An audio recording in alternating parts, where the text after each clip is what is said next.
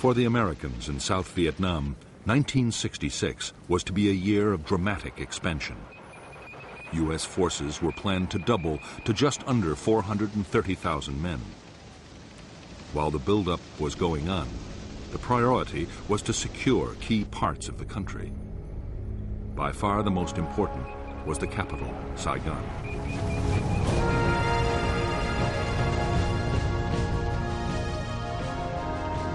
Saigon was a teeming city of 2 million people. It was the seat of the South Vietnamese government and the location of South Vietnamese and American military headquarters. Above all, Saigon was the symbol of the South's independence from the Communist North.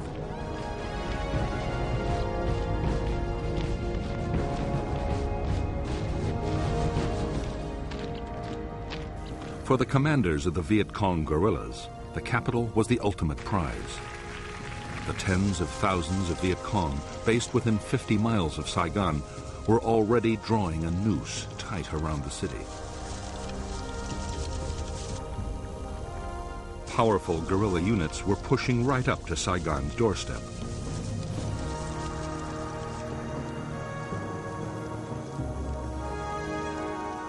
In the countryside around the city, traditional Viet Cong base areas had all the facilities the combat forces needed to prepare their attacks. Since American infantry units had first arrived, they had been trying to disrupt the guerrillas' activities around the capital. On January 8, 1966, they launched the most ambitious sweep yet. Operation Crimp deployed 8,000 troops, making it the biggest American operation of the war so far.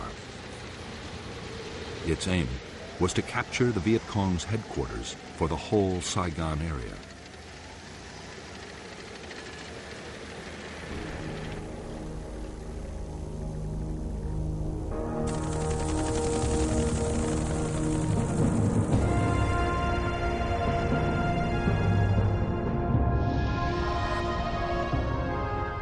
The Viet Cong headquarters for Saigon was believed to be somewhere in the Cu Chi district, the communist stronghold barely 20 miles from the capital.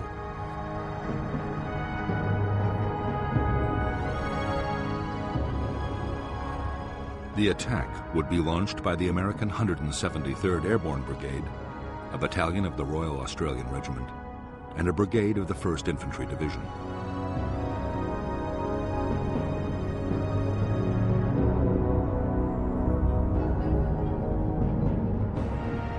North of Cu Chi town was the disused Philhall rubber plantation and the forested area the Americans called the Hobo Woods.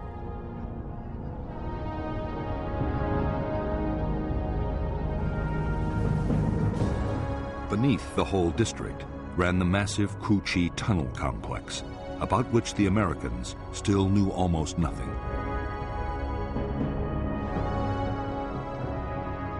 In the tunnels were the Viet Cong's Cu Chi military headquarters,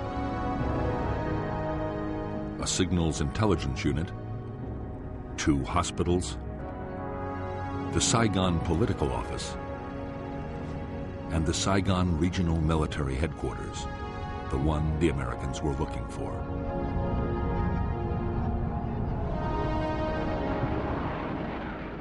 As with every American search and destroy sweep, Operation Crimp began with massive airstrikes and artillery bombardments.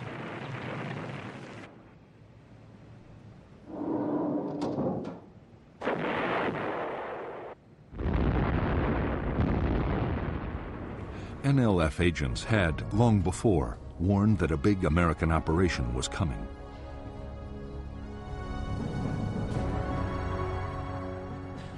Guerrilla commanders had already moved several thousand troops out of the Cu Chi area. Only 1,000 local guerrillas were left behind, mostly inexperienced teenagers. But with the tunnels to fight from, they were confident they could inflict serious casualties on the Americans.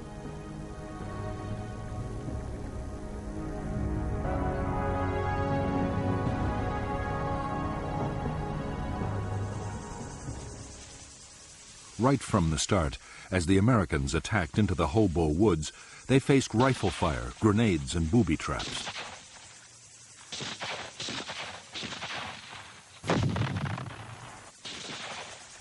NLF snipers opened up from hidden firing positions and within seconds vanished back into their tunnels.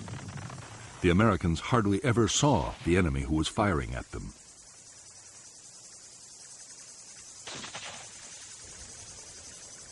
As the days went on, the Americans grew ever more frustrated and demoralized.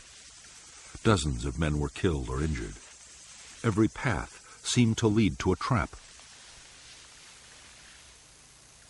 Only slowly did units begin to discover trenches and bunkers. They also found a handful of tunnel entrances. Still, no one had any idea of the sheer scale of the complex beneath their feet.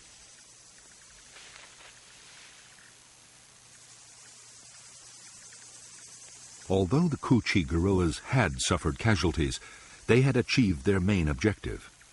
The tunnel complex and headquarters had survived virtually intact, as had the whole Vietcong organization in the area.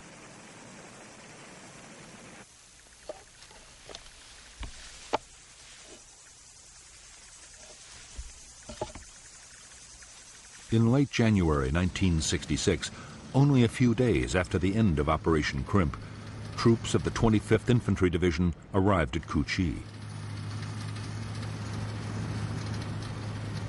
Their orders were to secure the area for the 25th's main base.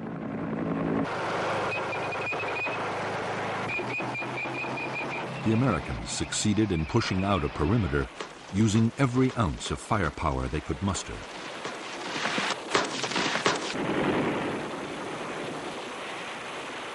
But from the first day, they faced constant harassing attacks from the Ku Chi guerrillas.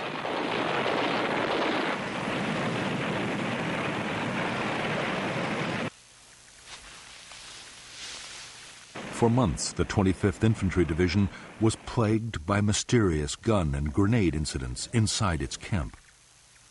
Slowly, to the horror of the Americans, it was discovered they came from tunnels dug under the base itself.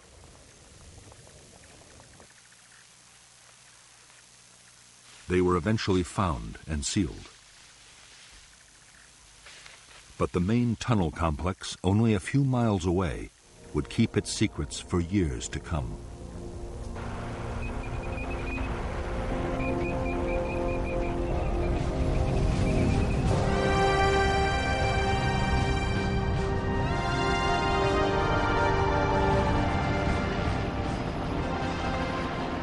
In February 1966, the American 1st Infantry Division mounted 4 big search and destroy operations just north of Saigon.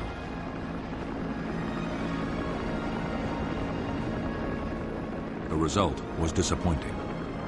There were clashes with units from 2 Viet Cong regiments, but there were no major battles.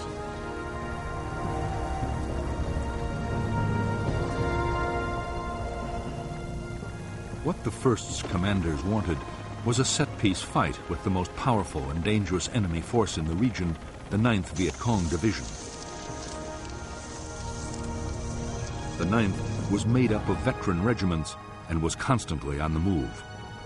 The division was now poised to launch its spring offensive.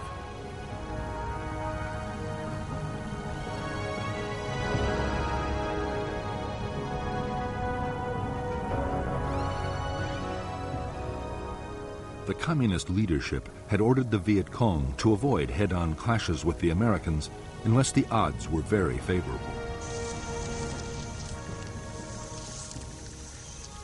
But NLF leaders still meant to fight aggressively. General Tan, the energetic commander of the NLF, strongly believed that the soldier was more important than his weapons. Tan was certain that what the troops of the 9th lacked in hardware, they would make up for in revolutionary zeal.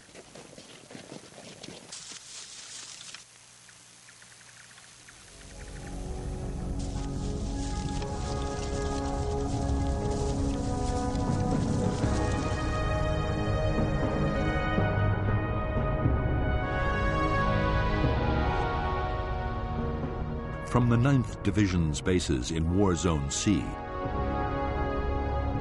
2 regiments headed into the Vietcong strongholds of the Iron Triangle and War Zone D. At the same time, the 2nd Brigade of the American 1st Division was pushing into War Zone C, and the 3rd Brigade was moving into the Iron Triangle. The first clash came on March 5, 1966, when the whole 272nd Regiment attacked a battalion of the 3rd Brigade at Lo Qui. Intense U.S. air and artillery strikes drove off the attackers. 2 days later, the American 1st Brigade, with a battalion of the 173rd Airborne, swept into War Zone D.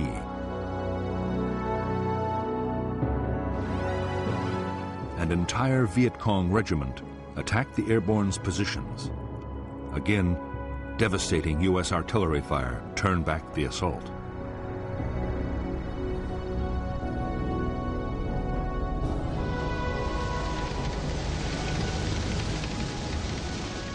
In the March battles in the Iron Triangle and War Zone D, skillfully directed American firepower had averted disaster.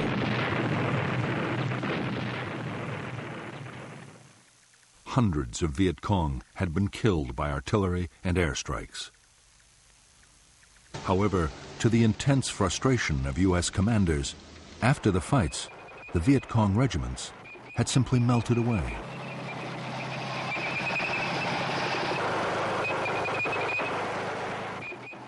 During the weeks that followed, the Americans kept up the tempo of search and destroy operations in front of Saigon. Commanders were determined to make contact with the enemy.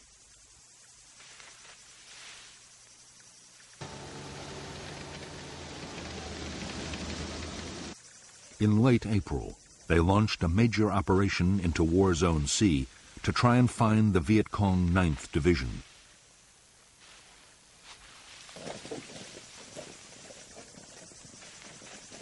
Operation Birmingham lasted for 3 weeks. More than 5,000 American troops of the 1st Infantry Division took part. They were backed by huge numbers of helicopters and armored vehicles.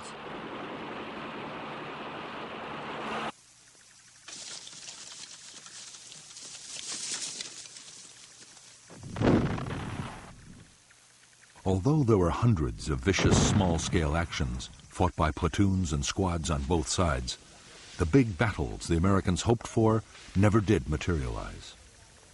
In 3 weeks, only 100 Viet Cong were killed.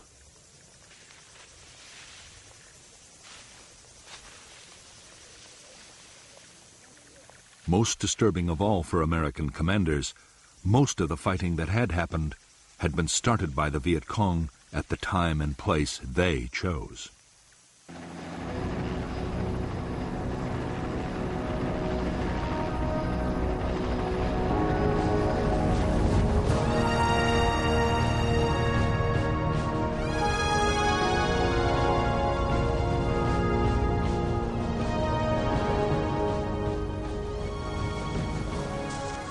From the start, the Vietnamese had followed the 7 principles of guerrilla warfare laid down by the Chinese leader Mao Zedong.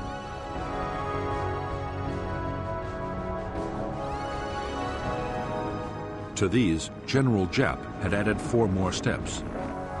If the enemy advances, we retreat.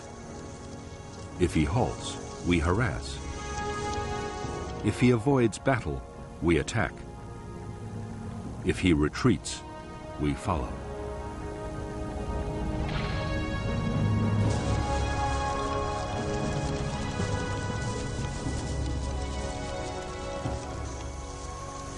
Almost every search and destroy operation the Americans had launched had been met with Giap's tactics. The places the Americans were most likely to land their helicopters were set up for ambushes. Trails were quickly booby-trapped and mined, and snipers left in place.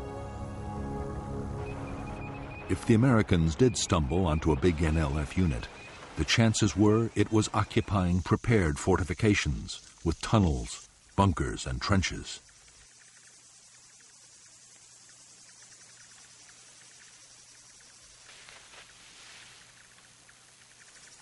It was when the Americans set up a defensive perimeter for the night or created artillery fire bases, as they did during every operation, that the Viet Cong would attack in strength.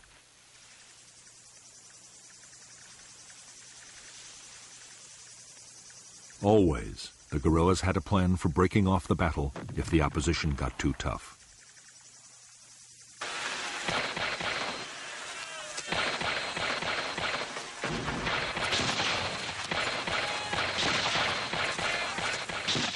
At first, American tactics had been totally unsuited to dealing with a skilled guerrilla enemy. With hard-won experience, that was changing. Commanders learned that helicopter landings had to be fast and aggressive.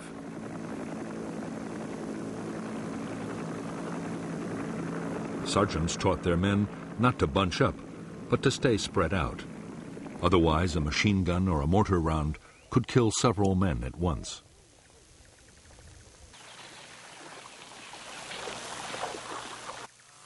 When camp was made, perimeter defenses had to be strong, with clear fields of fire all around. Above all, American soldiers learned they had to be vigilant at all times.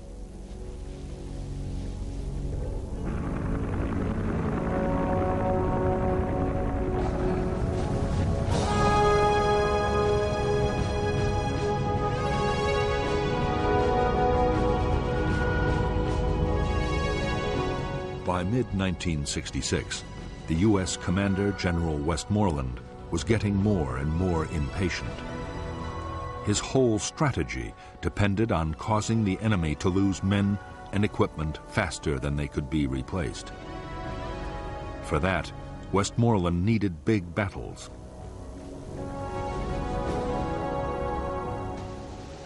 He ordered the 1st Division to make more substantial contact with the Viet Cong. Most of the battles that did happen were started not by the Americans, but by the NLF 9th Division.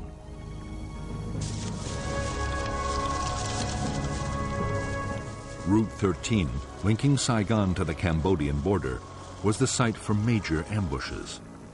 In some, the guerrillas struck with 1,000 troops at a time.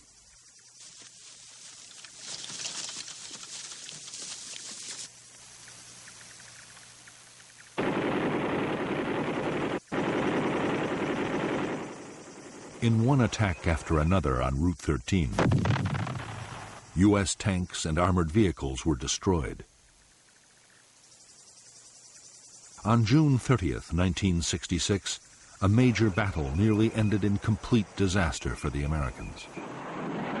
It was fiercely effective air and artillery support that saved the day.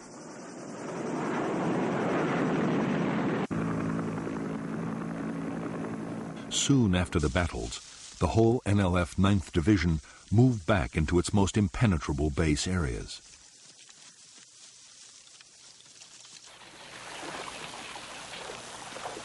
Some crossed over into Cambodia. There, General Tan meant to rebuild the division for a new campaign in November, the start of the next dry season.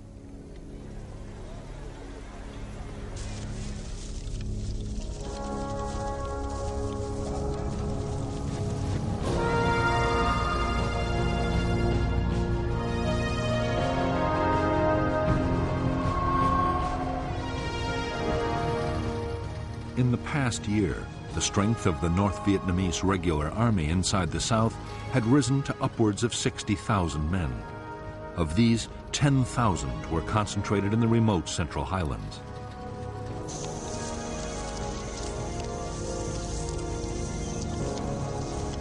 It was this area that General Giap, the North Vietnamese army commander, saw as a killing zone, a battlefield on which enormous casualties could be inflicted on the enemy.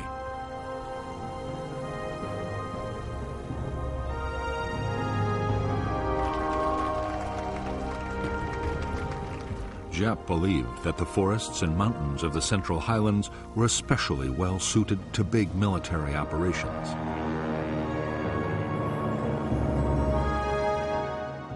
Whole regiments could be hidden, and the highland weather could be relied on to disrupt American air power. The troops would also be close to supplies and reinforcements across the Cambodian border.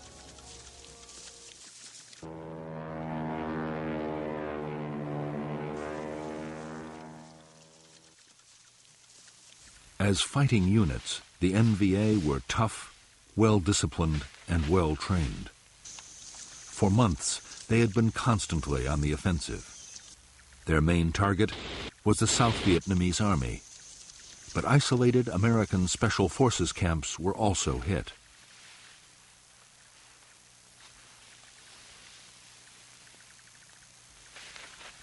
Increasingly, attacks were carried out by units up to 2,000 strong.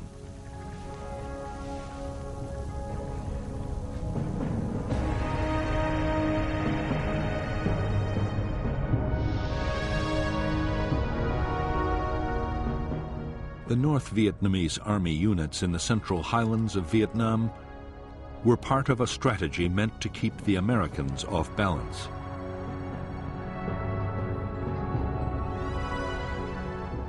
There were powerful NVA divisions on the demilitarized zone, separating North and South Vietnam. And there were the NLF regiments opposite Saigon. Communist forces could present the Americans with a challenge in any of the three areas and force them to react.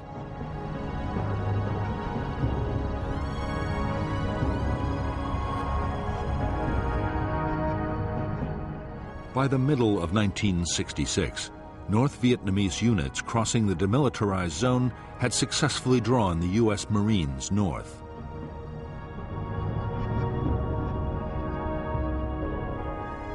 In the Highlands, the NVA 24th Regiment had engaged elements of the 101st Airborne Division.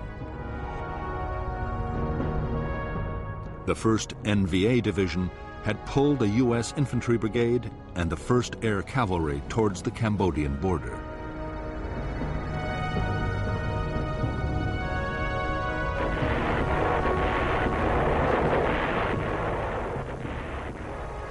The Americans in the Central Highlands did succeed in inflicting thousands of casualties on the North Vietnamese Army. But in some of the most arduous fighting country in Vietnam, the Americans found it impossible to trap large enemy units.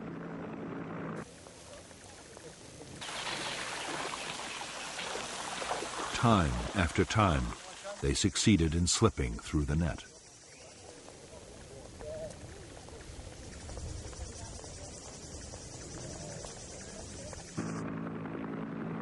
Although the American military were killing 5 North Vietnamese soldiers for every one of their own losses, Northern commanders were still confident.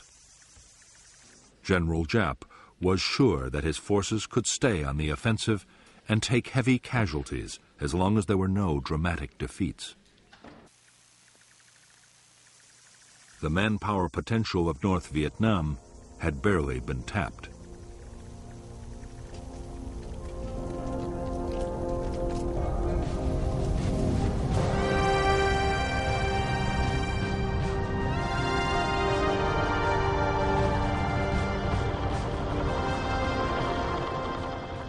From the start of its war in Vietnam, the U.S. Army had found the conflict to be unlike any other. As Vietcong attacks proved every day, there was no front line.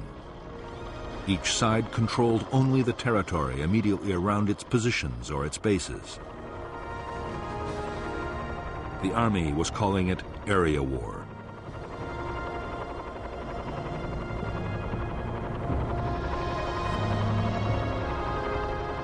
Area war meant that the roads linking U.S. bases to other units and to their supply depots were never completely secure.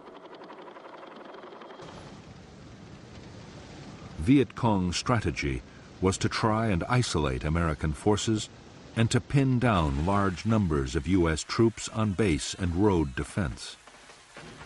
That way, there would be fewer men available for offensive operations.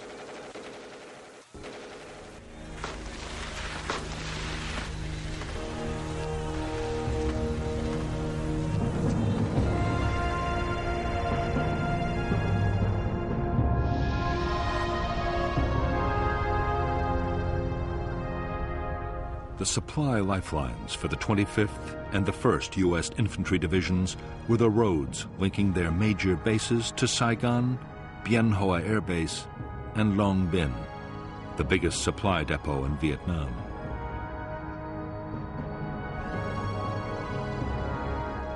The roads were constantly patrolled by armored vehicles and aircraft. In August 1966, the 25th Division was tasked with clearing the way for a new American unit, the 196th Light Infantry Brigade. The 196th was to be based at Ta Ninh to secure Route 22, running through the NLF base area of War Zone C.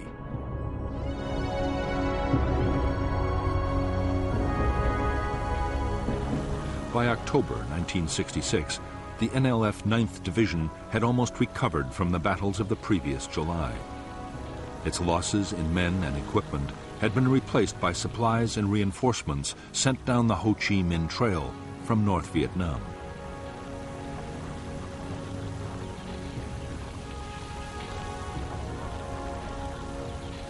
With the dry season coming, the 9th was busy in War Zone C preparing for its next offensive.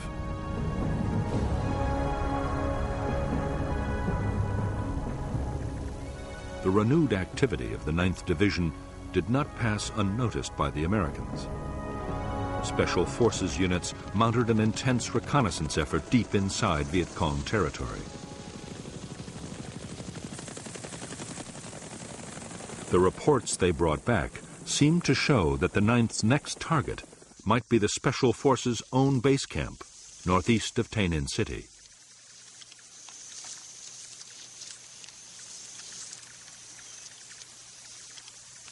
American commanders were determined to disrupt the Viet Cong's plans. The 196th Brigade was ordered to mount aggressive search and destroy sweeps near the Special Forces camp area. The sweeps, starting on September 14, 1966, were codenamed Operation Attleboro.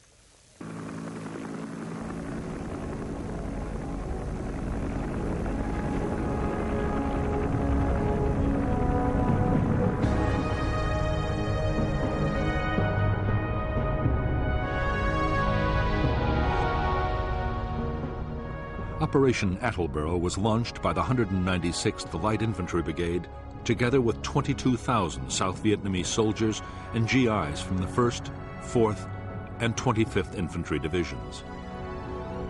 Almost at once, huge supply caches belonging to the NLF 9th Division were found by the Americans south of the Michelin rubber plantation. It was believed the NLF were somewhere between the plantation and the American Special Forces base at Cedar.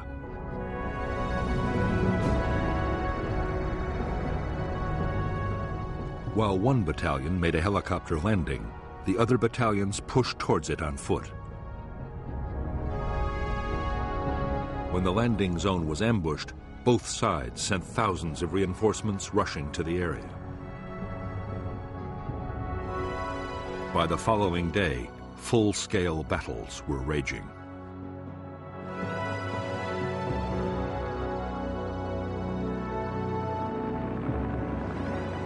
In the first days of Operation Attleboro, almost every fresh American unit sent in was ambushed.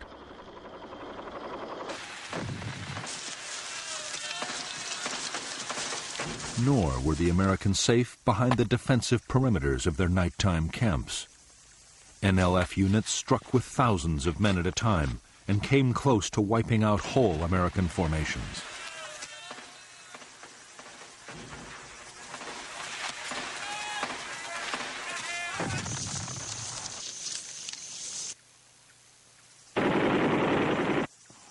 It was intense air and artillery support that, in the end, as in so many battles, saved the Americans from disaster.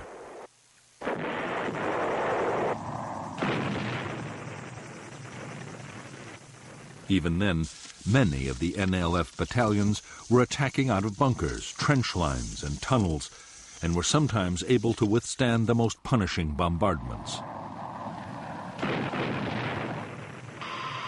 The inexperience of the 196th was also telling. Tactical coordination between the brigade's units was poor.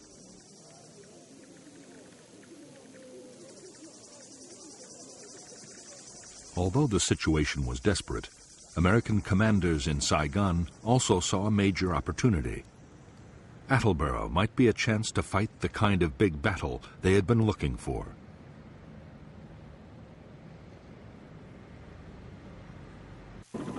The 1st Infantry Division raced 2 brigades to the area, and unit after unit was piled on.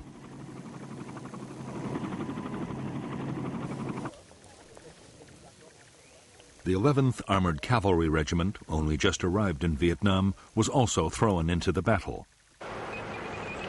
Within days, there were 22,000 American troops in the Attleboro area.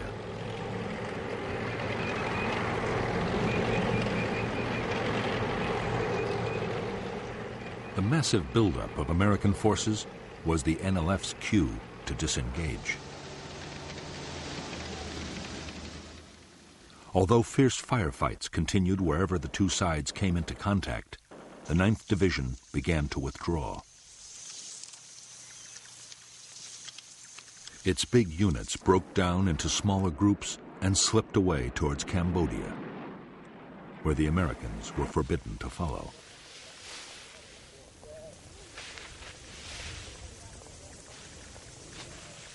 In Operation Attleboro, the Americans had failed to destroy the 9th Division in an all-out battle. On the other hand, in 6 weeks, more than 1,000 NLF had been killed, for the loss of 155 American dead and fewer than 800 wounded.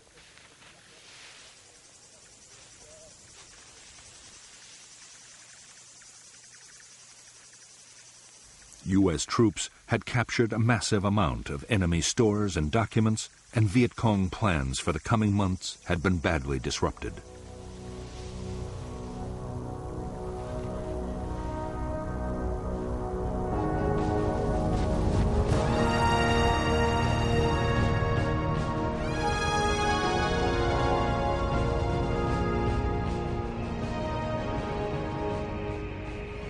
By the end of 1966, American forces in Vietnam had grown to 385,000 men, plus another 60,000 sailors off Vietnam shores.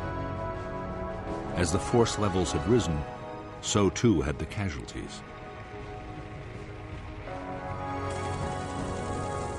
The year had seen more than 6,000 Americans killed and 30,000 wounded.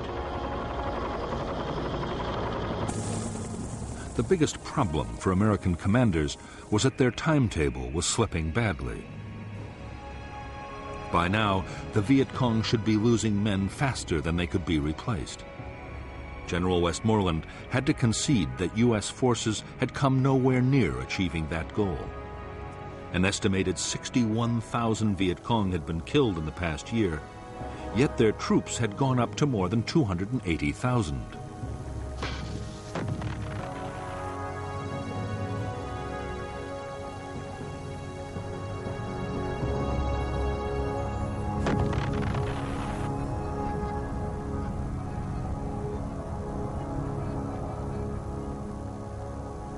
Part of the problem was that the American bombing campaign against North Vietnam and its supply routes to the south was still failing. More men and materials were reaching the guerrillas than ever before. The Viet Cong had also stepped up their recruiting.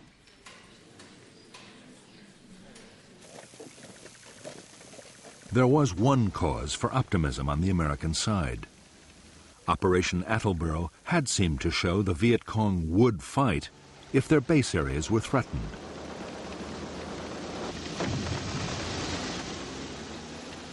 The latest plan was to go back into War Zone C with even greater forces. But first the Americans wanted to solve an immediate problem. The districts just in front of Saigon, the Iron Triangle and Cu Chi, were still major Viet Cong strongholds.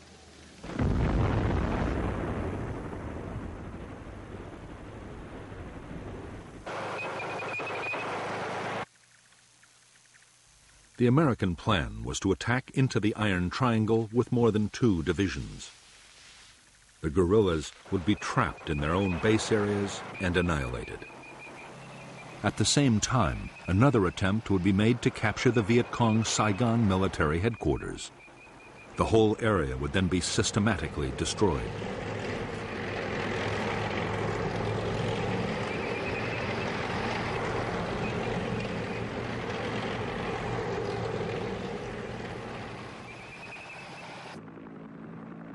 Before the attack, American aircraft dropped 20,000 leaflets telling the population to leave at once.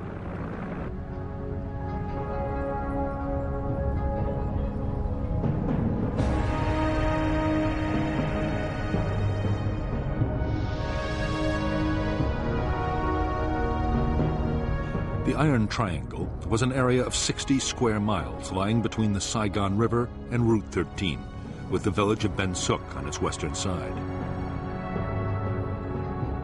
A major Viet Cong tunnel complex ran under the whole district. The 272nd Regiment of the NLF was operating there, along with 2 battalions of NLF Main Force, 2 independent NLF battalions, and the Phu Loi Battalion. But on the eve of the American offensive, most troops were withdrawn. Only local NLF companies were left to defend important installations. The American plan for Operation Cedar Falls was that the 25th Infantry Division and other units would occupy blocking positions on the western side of the Saigon River, forming an anvil. The 1st Division and the 173rd Airborne Brigade would assault from the north and the east, with a battalion landing at the village of Ben Suc. Meanwhile, the 11th Armored Cavalry Regiment would act as the hammer, smashing through the center of the triangle.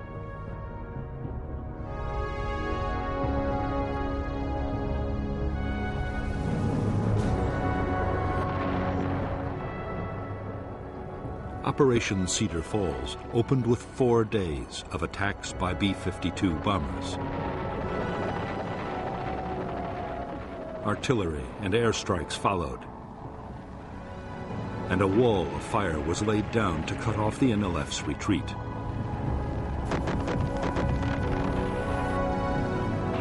On January 8, 1967, 16,000 U.S. and 14,000 South Vietnamese Army troops moved out of their bases in fleets of helicopters, armored personnel carriers, trucks, and boats.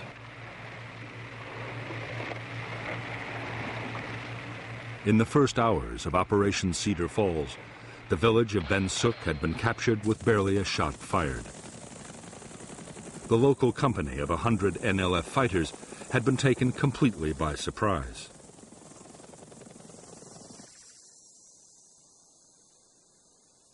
As the village's 6,000 inhabitants were rounded up for interrogation, bulldozers began to level every building in sight.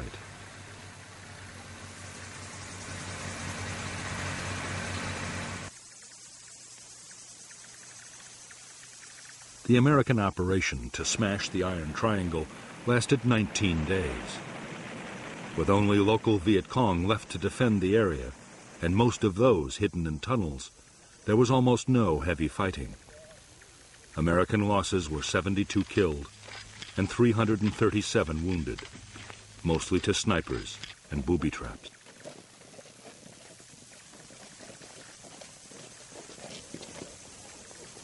In Ben Suc and in the Tan Dien forest, the Americans uncovered dozens of tunnel entrances. By now, they were better prepared. Specialists, known as tunnel rats, had trained to go down tunnels and explore.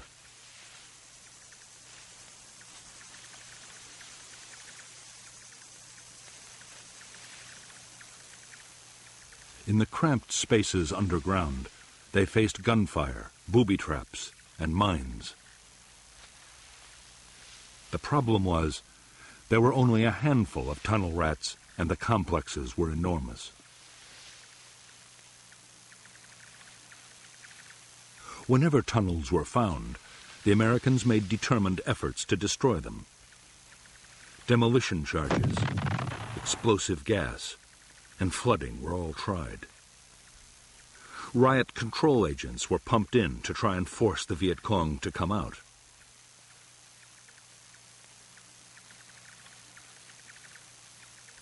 Nothing really worked.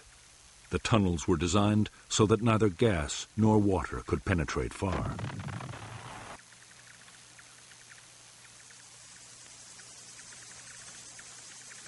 The Americans had discovered only a small number of the Vietcong installations hidden in the Iron Triangle. But those they did find yielded astonishing quantities of material.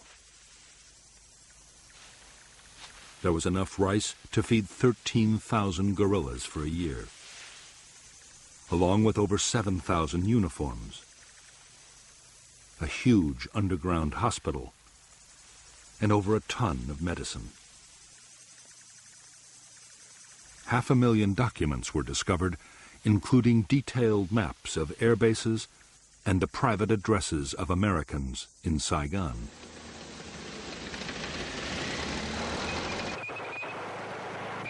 Some U.S. commanders immediately hailed Cedar Falls as a major success. Westmoreland was much more cautious. The main NLF military headquarters had not been found. Neither had any sizable enemy unit been brought to battle and destroyed. In the end, 720 Viet Cong had been killed for the loss of 72 Americans.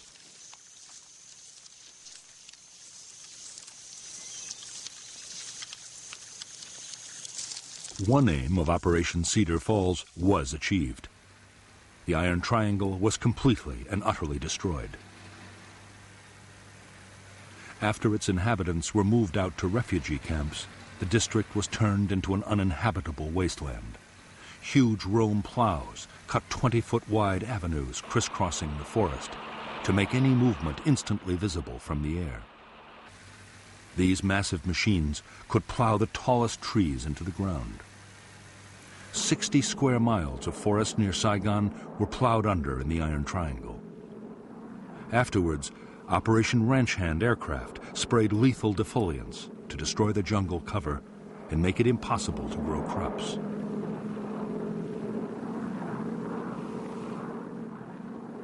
After the Americans had pulled out, almost the whole of the Iron Triangle was designated a free fire zone. Artillery or bombs could be rained down at will, and anyone that moved could be attacked from the air.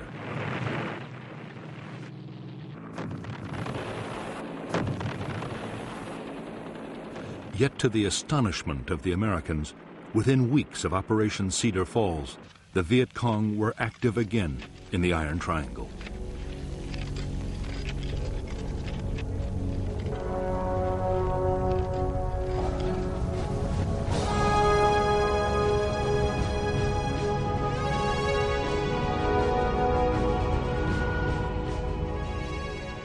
By mid-February 1967, American commanders had again turned their attention to War Zone C and the NLF's 9th Division.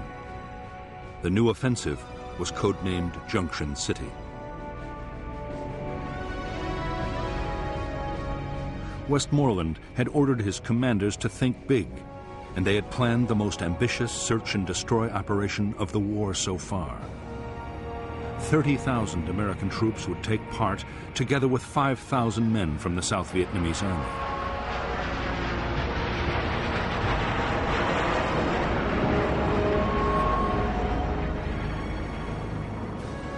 The main targets of Operation Junction City were the Viet Cong's biggest base areas and their main military headquarters for South Vietnam.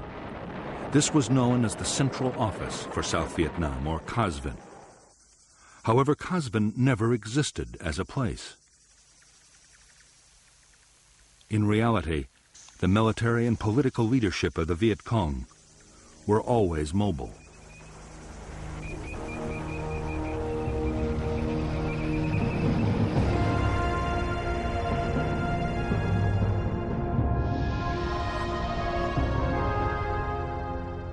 The Viet Cong base areas of War Zone C held the 9th Division's 3 regiments, a regiment of the NLF's new 5th Division, and 2 North Vietnamese Army regiments, altogether more than 10,000 troops.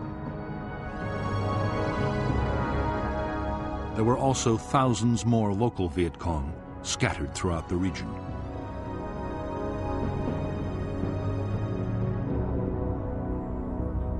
Operation Junction City called for 2 American brigades to block the Viet Cong's escape to the west over the Cambodian border. 2 more would block to the east. Infantry and airborne forces would close off the north by helicopter and parachute landing, forming a giant horseshoe. Armored cavalry and infantry brigades would then sweep northwards, overrunning all enemy units in their path.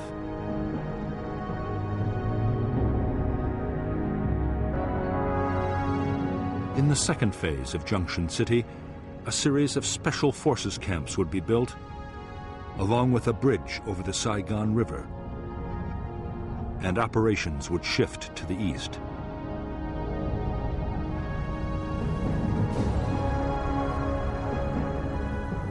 By February 21st, 1967, the Americans were ready to launch Junction City. The blocking forces to the west and the east were in place.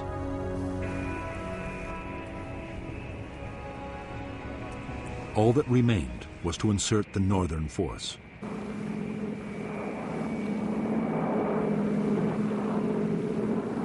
In one of the largest air-mobile assaults ever, 240 helicopters swept over Thanh Ninh province. Fighter bombers and helicopter gunships hammered the landing zones.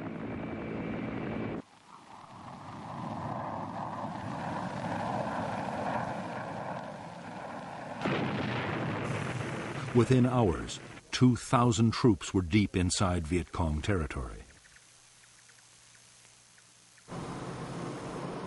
At the same time, in the first parachute drop of the Vietnam War, nearly 800 men of the 173rd Airborne completed the American Horseshoe.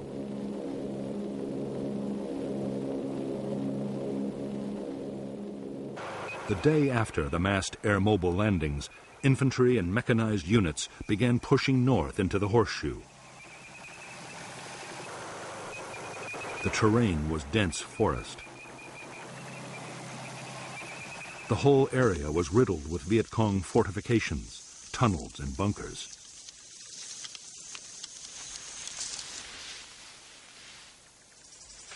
Although there were scattered firefights, and the Americans lost men to snipers and booby traps, there were few big actions.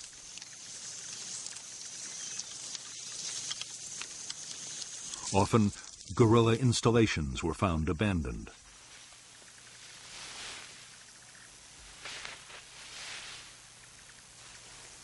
The battles that did happen were started by the Viet Cong.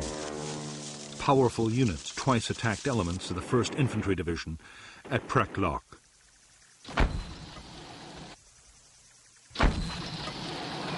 Furious American bombing and artillery fire drove off the assaults.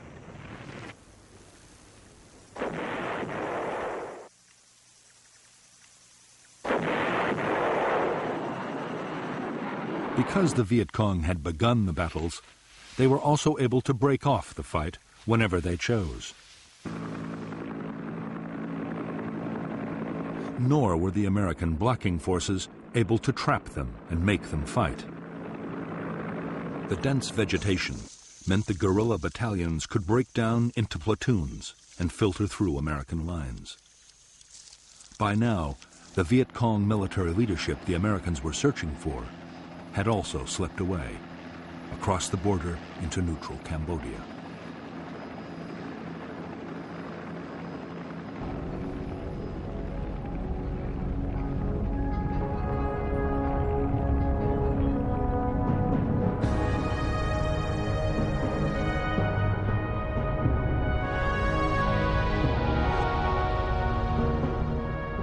The second phase of Operation Junction City centered around the building of the Saigon River Bridge and the Special Forces camp at An Lac.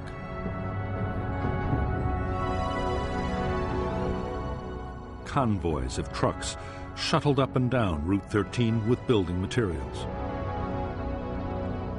For defense, artillery fire bases, including Fire Support Base 20, were scattered along the road. Firebase Gold and Landing Zone George were created for search and destroy sweeps.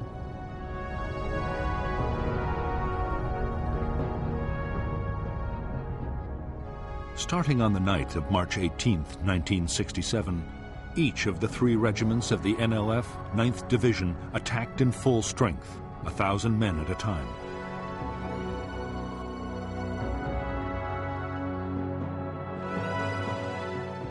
Each attack was driven off by overwhelming American air and artillery fire.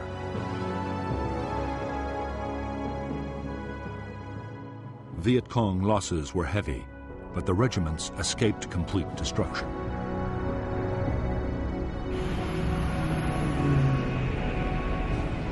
Operation Junction City lasted 72 days. By its end in May 1967, this operation, coupled with the Cedar Falls offensive, had cost 282 American lives and 1,500 wounded. Nearly 3,000 Viet Cong had been killed. Guerrilla bases had also been overrun and installations destroyed. American troops had captured large quantities of stores, equipment, and weapons.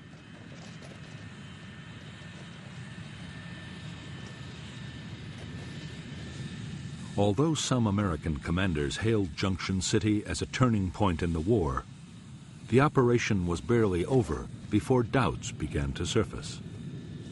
Like Attleboro and Cedar Falls before it, Junction City had inflicted casualties, but there had been no great battles of annihilation. The Viet Cong's regiments were bruised, but still intact.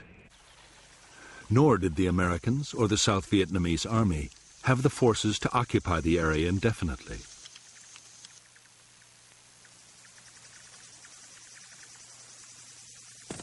As soon as they had gone, the Viet Cong regiments returned to rebuild their base areas and reclaim War Zone C.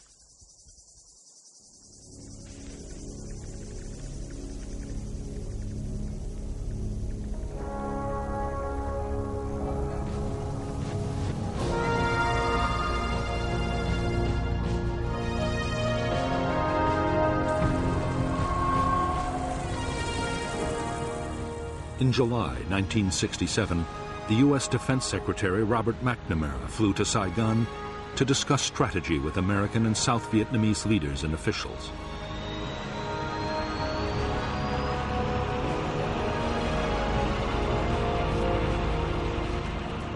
By now, the Viet Cong's big units were supposed to be smashed. Instead, Viet Cong numbers were still growing, and there was no sign the enemy was about to give up the fight.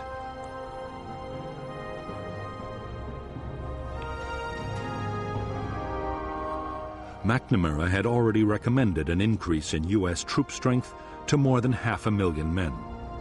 But now, he doubted even that would produce victory soon.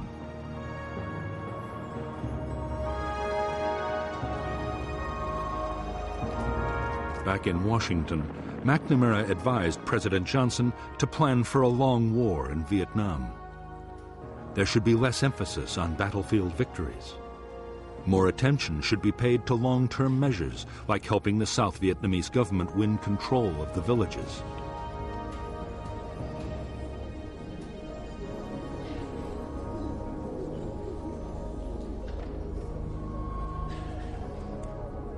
Meanwhile, the cost of the war in casualties and dollars should be kept down in case the American public lost patience.